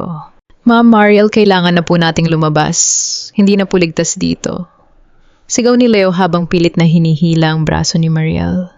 Parating na po ang mga bumbero. Sandali matigas na utos ni Mariel. Hindi niya inalis ang tingin kay Ramon. Sa loob ng archive room, nahihirapan ang huminga si Ramon. Lumingalinga siya sa paligid naghahanap ng anumang paraan para makumbinsi ang asawang buksan ang pinto. Biglang nahagip ng kanyang mga mata ang isang itim na fireproof bag na nahulog mula sa bumagsak na estante. Ito ang bag na naglalaman ng mga pinakasensitibong dokumento, ang original na ledger ng pagnanakaw at ang peking special power of attorney na may pirma ni Clarissa bilang notaryo. Ito ang mga ebidensyang pilit sinusunog ng babae. Gumapang si Ramon papalapit sa nag-iinit na bag. Hinawakan niya ito kahit napapaso ang kanyang mga kamay. Pilit siyang bumalik sa pinto at ginamit ang isang mabigat na metal paperweight upang basagin ang ibabang kanto ng fireproof glass ng pintuan. Crack! Nabutas ang isang maliit na bahagi ng salamin sapat para lumabas ang makapal na itim na usok. Mabilis na isiniksik ni Ramon ang fireproof bag sa maliit na butas. Pilit itong itinutulak palabas patungo kay Mariel. Eto na! Umuubong sigaw ni Ramon, idinidikit ang bibig sa butas ng salamin para marinig siya. Ang mga ebidensya, ang ledger, ang packing spa, nandito lahat, Mariel. Hindi nasunog. Ibibigay mo sa pulis, ipakulong mo ako. Kung gusto mo, iligtas mo lang ako. Dahan-dahang lumapit si Mariel. Binaliwala niya ang pagpigil ni Leo at ng mga gwardya. Lumuhod siya sa harap ng pinto, hindi alintana ang usok na lumalabas mula sa siwang. Tinitigan niya ng malapitan ang mga mata ni Ramon. Ang mga matang dati, puno ng kayabangan ngayon, ay nagmamakaawa tulad ng isang duwag na aso. Hanggang sa huling sandali, pakikipagkalakalan pa rin ang naiisip ni Ramon. Pera, ebidensya, buhay. Lahat ay may presyo para sa kanya. Inabot ni Mariel ang hawakan ng fireproof bag. Mainit ito at puno ng abong ngunit buo. Hinila niya ito palabas. Ito ang huling piraso ng puzzle na magtitiyak na mabubulok sa kulungan ng mga taong umalipusta sa kanya. Ang hostisyang ipinangako niya sa kanyang anak. Nang makuha ni Mariel ang bag, nakahinga ng maluwag si Ramon. Nasa'yo na, Mariel. Binigay ko na. Ngayon sabihin mo sa mga gwardya na sirain ang pinto, iligtas mo ako. Tumayo si Mariel, mahigpit na hawak ang itim na bag sa kanyang dibdib. Tiningnan niya si Ramon mula sa itaas pababa. Kahit kailan hindi mo naintindihan, Ramon. Malamig at mabagal na sabi ni Mariel, ang boses ay sapat lang para marinig sa kabila ng ugong ng apoy. Hindi ako ang tagapagligtas mo. At hindi rin ako ang berdugo mo. Biglang umaling-aungaw ang malalakas na yapak sa pasilyo. Dumating na ang mga bumbero ng Iloilo Fire Department. Bitbit ang malalaking hose at mga palakol. Lahat ng civilian lumikas na, sigaw ng fire captain. Sila ang maglalabas sa inyo, Ramon. Dugtong ni Mariel, humahakbang paatras habang pinaliligiran na sila ng mga rescuer. Sila ang bahala sa buhay mo. Pero ang ebidensyang ito ang tatapos sa kasamaan ninyo. Buhay ka man makalabas dyan, sigurado akong mas nanaisin mo na lang na namatay ka. Nanlaki ang mga mata ni Ramon. Nagsimula siyang humagulgol. Nang malakas kinakalampag muli ang bakal habang dahan-dahang inilalayo si Mariel ng kanyang mga kasamahan. Nang makalabas sina Mariel sa pasilyo, narinig nila ang pagsigaw ng fire captain. Hydraulic spreader ngayon na stand back. Bago pa man tuluyang makaliko sina Mariel paakyat sa hagdan, isang malakas na pagsabog ang yumanig sa basement. Nang mabuksan ng mga bumbero ang pinto, pumasok ang labis na oxygen na naging mitya ng isang backdraft. Sumambulat ang isang malaking bola ng apoy mula sa archive room tumapon sa pasilyo at narinig ang huling nakakikilabot na sigaw ni Ramon bago ito nilunod ng tubig mula sa mga fire hose. Napahawak si Mariel sa kanyang tiyan habang niyayakap siya ni Leo bilang proteksyon mula sa pagyanig. Ligtas sila. Tapos na ang laban sa loob. Isang oras ang lumipas. Nakatayo si Mariel sa labas ng gusali. Ang malamig na hangin ng gabi ay humahampas sa kanyang mukha habang pinagmamasdan ang mga nagkikislapang pulang ilaw ng mga ambulansya at fire truck.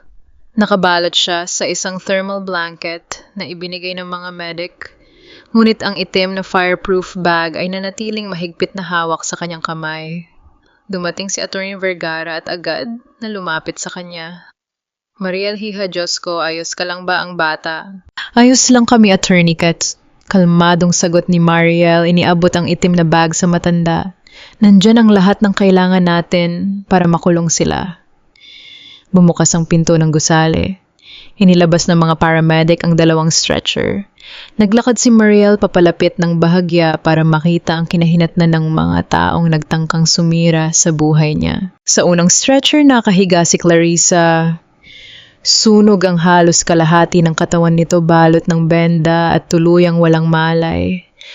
Ang magandang mukha na ginamit nito para mang-akit at mang-insulto ay malamang na hindi na babalik sa dati. Ang peking pagbubuntis ay nag-iwan lamang ng tunay na peklat.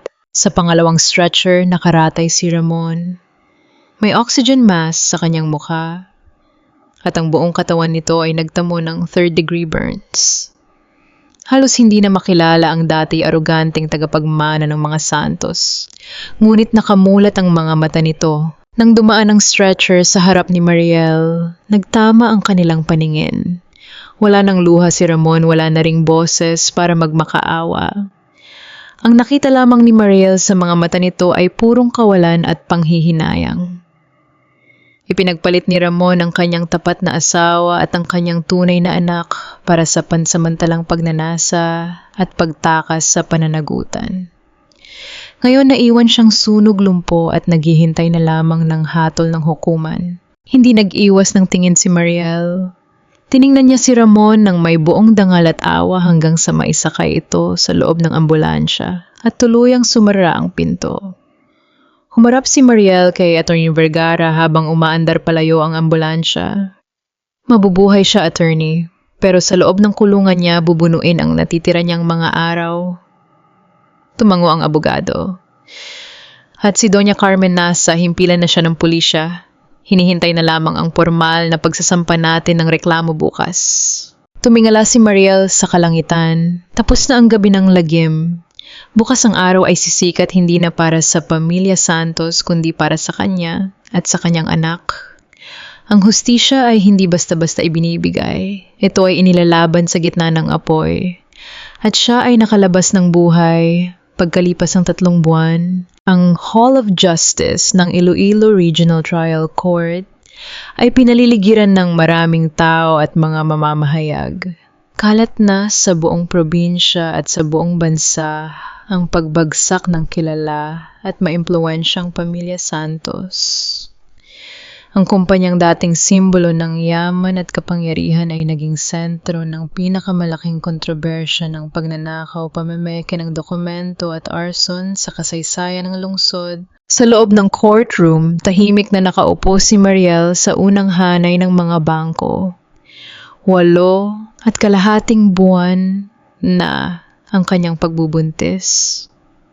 Suot niya ang isang malinis at simpleng puting maternity dress na bumabagay sa kanyang maaliwalas at glowing na mukha. Sa tabi niya ay sina Atty. Vergara at si Leo na ngayon ay tumatayong formal na general manager ng kumpanya. Wala nang bakas ng takot o pighati sa mga mata ni Mariel. Ang tanging makikita ay ang kapayapaan at ang matatag na dignidad ng isang inang handang protektahan ng kanyang anak. Sa kabilang dako, sa hanay ng mga nasasakdal nakaupo ang pamilyang dating umaalipusta sa kanya. Si Doña Carmen ay nakasuot ng dilaw na jumpsuit ng mga bilanggo. Ang dating maayos at perpektong buhok nito ay mayabong at kulay pilak na wala ng ayos. Wala na ang kanyang mga mamahaling perlas at mamahaling makeup. Ang kanyang mukha ay napuno ng mga linya ng matinding stress, galit at kahihiyan. Ang pampublikong hiya na itinapon niya kay Mariel noong gabing iyon ay bumalik sa kanya ng 10 beses na mas mabigat. Sa tabi ng matanda ay si Clarissa na nakaupo sa isang wheelchair dahil sa mga sugat sa kanyang katawan. Ang mukha nito ay may mga benda at peklat mula sa sunog sa basement. Nakatitig lamang ito sa sahig na wala na ng lakas magsalita o magmataas. At sa gitna nila ay si Ramon. Naka-wheelchair din ang lalaki, may mga suporta sa leeg at braso at ang balat sa kanyang mukha at leeg ay may mga malalaking peklat ng 3 antas ng paso. Ang lalaking dating arogante na mayabang na nagpakilala ng kanyang kabit. Sa harap ng maraming tao ay isa na lamang anino ng kanyang nakaraan, isang taong tuluyang nawalan ng lakas at pag-asa. Umalingaw-ngaw ang 3 pukpok ng gavel ng hukom. Natahimik ang buong silid. At para sa kasong falsification of public documents, grand estafa at arson, panimula ng hukom habang binabasa ang makapal na utos na nakabase sa mga ebidensyang ibinigay ng itim na fireproof bag at ng audit report.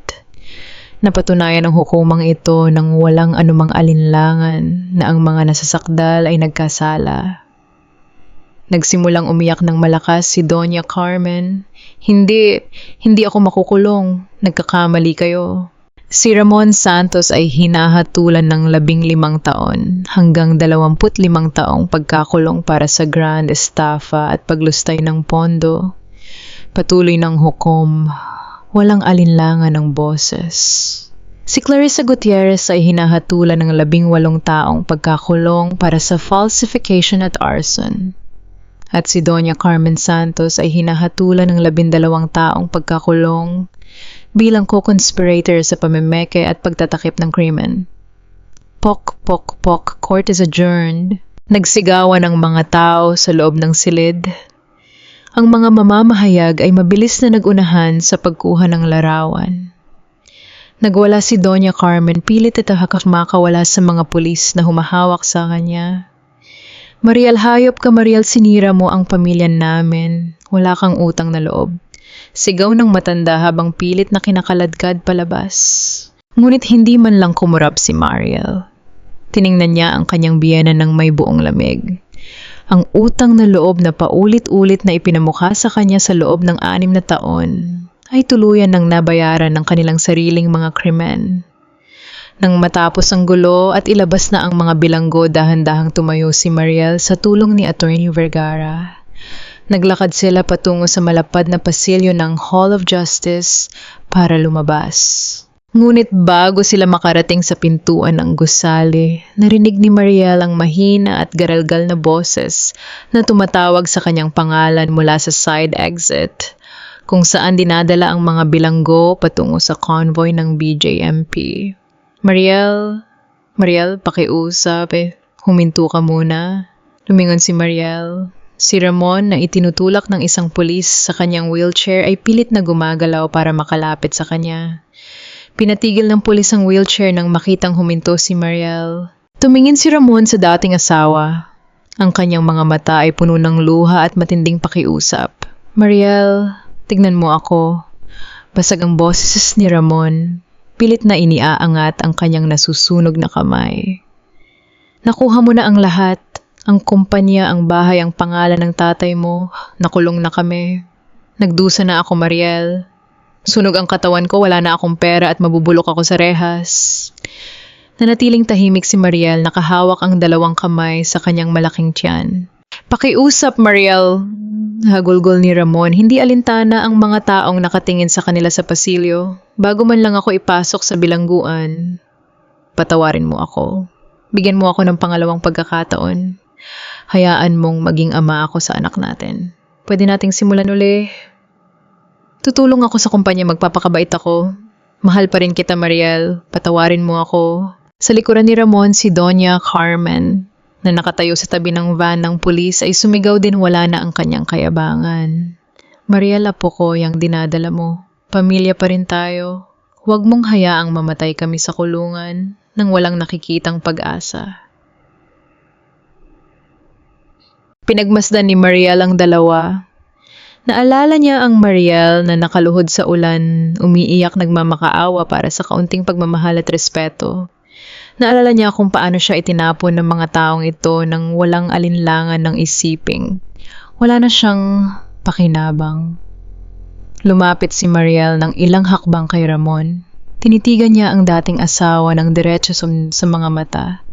Walang galit sa kanyang mukha. Walang puot, kundi purong malinis na kapayapaan. Pinatawad na kita, Ramon. Mahinahon at malinaw na sabi ni Mariel. Bahagyang lumaki ang mga mata ni Ramon, nagkaroon ng maliit na spark ng pag-asa. Talaga, Mariel, salama. Pinatawad na kita, putol ni Mariel. Dahil ayokong magdala ng kahit anong pait o galit sa puso ko habang pinalalaki ko ang anak ko. Pinatawad kita para sa sarili ko, hindi para sa iyo. Nawala ang ngiti sa mukha ni Ramon. Ngunit ang pagpapatawad ay hindi nangangahulugang babalik ako sa impyerno na ginawa ninyo nagpatuloy ni Mariel, ang bawat salita ay may bigat ng isang pinal na hatol. Hindi ka pamilya, Ramon, at ang anak ko kailanman ay hindi mangangailangan ng isang amang ipinagpalit ang kanyang buhay at dignidad para sa sugal, kasakiman at panloloko. Mariel, pakiusap. Ibibigay ko sa anak ko ang pangalan ng aking ama, ang pangalang Perez. Matatag na sabi ni Mariel. Lalaki siyang may dangal, may pagmamahal sa kapwa at higit sa lahat, malayo sa laso ng pamilya ninyo. Ang kasal natin ay tuluyan ng namatay noong gabing inihagis niyo ako sa labas ng mansyon. Tumingin si Mariel kay Doña Carmen sa huling pagkakataon. And para sa iyo, Doña Carmen, ang kumpanyang itinayo ng papa ko ay ligtas na. Iyon ang totoong pamanang ibibigay ko sa aking anak. Ang pamanang kailanman ay hindi niyo na mananakaw. Humarap muli si Mariel sa pintuan ng gusali. Hindi na niya hiningay ang anumang sagot mula sa kanila. Narinig niya ang muling paghagulgol ni Ramon at ang sigaw ng desperasyon ni Doña Carmen habang isinasaad ng mga pulis ang pagpapasakay sa kanila sa van. Hinakay ni Atty. Vergara at Leo si Mariel palabas ng Hall of Justice. Sinalubong sila ng maliwanag na sikat ng araw at ng malamig na simoy ng hangin. Sa kabilang kalye narinig niya ang pagsara ng bakal na pintuan ng van ng pulisya, isang tunog na nagmarka ng tuluyang pagtatapos ng madilim na kabanata ng kanyang buhay. Hinaplos ni Mariel ang kanyang tiyan at napangiti habang nakatingin sa malawak na kalangitan ng Iloilo. Tapos na anak niya, bulong niya sa kanyang sarili. Ligtas na tayo. Ang unang iyak ng isang sanggol ay ang pinakamagandang musika na narinig ni Mariel sa buong buhay niya. Sa loob ng isang simpleng silid sa ospital, habang dahan-dahang ipinapatong ng doktor ang bagong silang na sanggol sa kanyang dibdib, tila naglaho ang lahat ng bigat at pagod na dinala ni Mariel sa nakalipas na 9 na buwan. Ang mainit na balat ng kanyang anak na dumampi sa kanyang dibdib ay nagdala ng isang uri ng kapayapaan na hindi niya kailanman naramdaman noon. Wala ang pamilya Santos upang magdala ng malalaking bulaklak o magpakuha ng mga larawan para sa mga pahayagan upang ipakita ang kanilang huwad na karangyaan. Ngunit sa tabi ng kanyang higaan ay naroon si Atty. Vergara na may luha sa mga mata at si Leo na may dalang simpleng prutas at malaking ngiti. Sila ang kanyang piniling pamilya, mga taong naniwala at tumayo sa tabi niya noong siya ay walang-wala. Tinitigan ni Mariel ang maliit na mukha ng kanyang anak. Gabriel, bulong niya habang dahan-dahang hinahaplos ang malambot na buhok ng bata. Gabriel Perez, ang aking lakas. Ipinangako niya sa kanyang anak na kailanman ay hindi ito dadaan sa dilim na kanyang nilakbay. Lalaki ang bata na alam ang halaga ng katapatan ng pagpapakumbaba at ng malinis na pangalan na iniwan ng kanyang yumaong lolo. Lumipas ang 1 taon, ang Dating Santos Shipping Lines ay tuluyan ng binigyan ng bagong buhay. Sa ilalim ng pamumuno ni Mariel bilang bagong chairperson, pinalitan niya ang pangalan ng kumpanya at ginawa itong Perez Maritime Services. Wala na ang maruruming transaksyon, wala na ang mga sekretong paglilipat ng pondo para sa pansariling luho, at higit sa lahat, wala na ang takot at pang-aalipusta sa mga empleyado. Si Leo na ngayon ay tumatayong Chief Operating Officer, ay kumatok sa pintuan ng opisina ni Mariel. May dala siyang makapal na folder ng taunang ulat. Ma'am Mariel, tapos na po ang audit para sa taong ito. Malinis po ang lahat ng accounts at tumaas ng 30% ang ating kita kumpara noong nakaraang taon. Ngumiti si Mariel at tumango. Salamat, Leo. Utang ko sa sipag ninyong lahat ang tagumpay na ito. Siguraduhin ninyong maipapamahagi ng maayos ang mga bonus ng mga kargador at empleyado bago matapos ang buwan.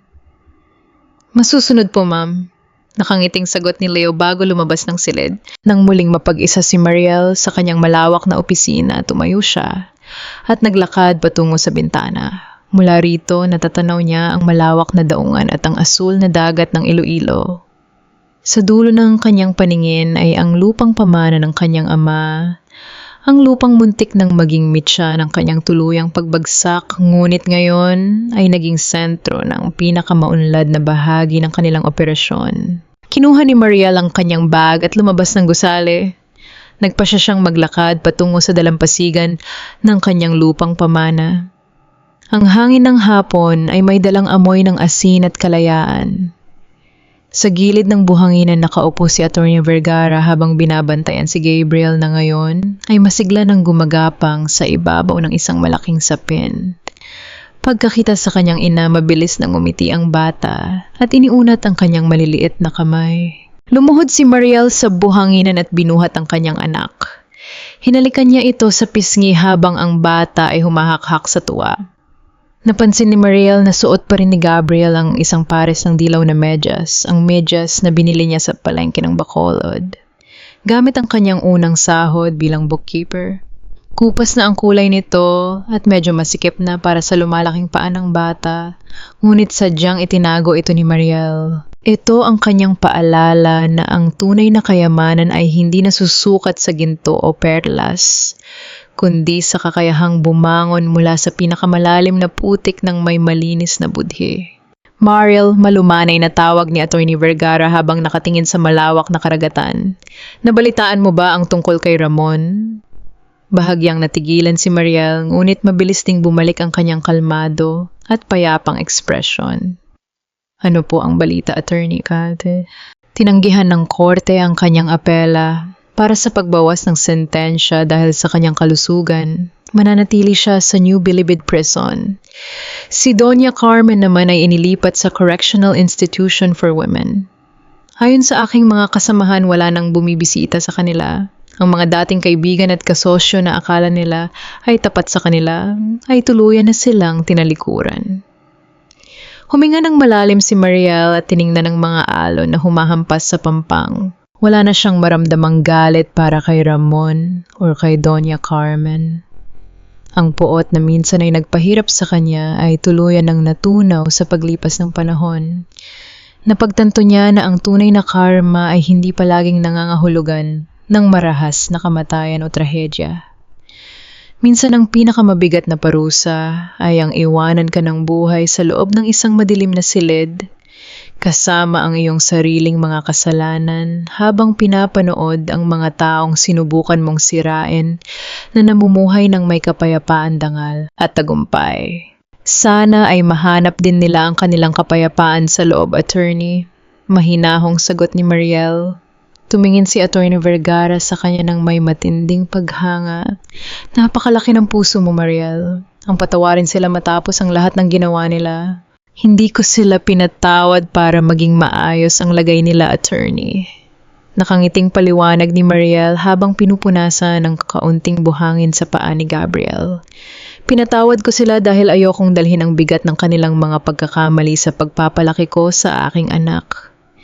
Ang tunay na kalayaan ay hindi ang makitang nagdurusa ang kaaway mo, kundi ang mapagtanto mong wala na silang anumang kapangyarihan para saktan ka o kontrolin ang emosyon mo. Yumakap si Gabriel sa leeg ng kanyang ina, ibinabaon ang maliit na mukha sa kanyang balikat. Niyakap siya ng mahigpit ni Mariel. Ang tunay na happy ending ay hindi ang pagbabalik sa taong sumira sa iyo sa ngalan ng huwad na pamilya. Ang tunay na happy ending ay ang pagbawi sa iyong sariling kapayapaan, ang pagtatayo ng isang malinis na kinabukasan para sa iyong anak, at ang kakayahang tumingin sa salamin ng may buong dignidad at sabihin, nakaligtas ako at handa akong magmahal muli ng walang takot. Habang unti-unting lumulubog ang araw sa Iloilo, nag-iwan ito ng kulay ginto at orange na kalangitan. Naglakad si Mariel palayo sa dalampasigan karga ang kanyang anak patungo sa isang buhay na hindi na kailanman muling idididikta ng iba.